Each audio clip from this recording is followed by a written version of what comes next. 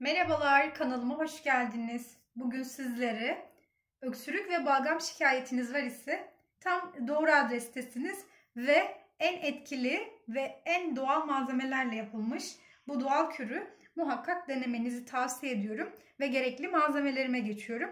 Görmüş olduğunuz gibi gerekli malzemelerim 1 bardak süt ve 3 diş sarımsağa ihtiyacımız var. Şimdi yapım aşamasına geçiyorum. Yapım aşamasına geçerken 3 diş sarımsaklarınızı kabuklarından ayırdım ve 3 diş sarımsağı şöyle göstereyim size, havanda eziyorum ve iyice ezmeye özen gösterin çünkü sarımsağın içerisindeki bütün minerallerin açığa çıkması gerekiyor.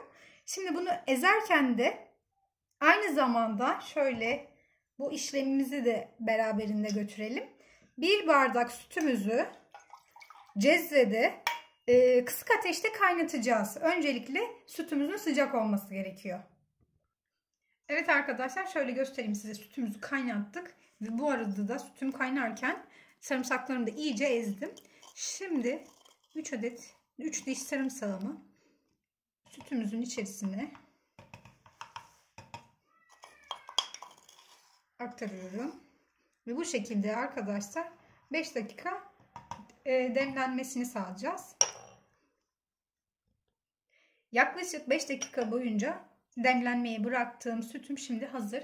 Bu 5 dakika neden demlendiriyoruz? Sarımsağın içindeki bütün mineraller, vitaminler sütün içerisine geçsin diye 5 dakika demlenme süresi ayırıyoruz. Şimdi ben bardağıma sütümü boşaltacağım.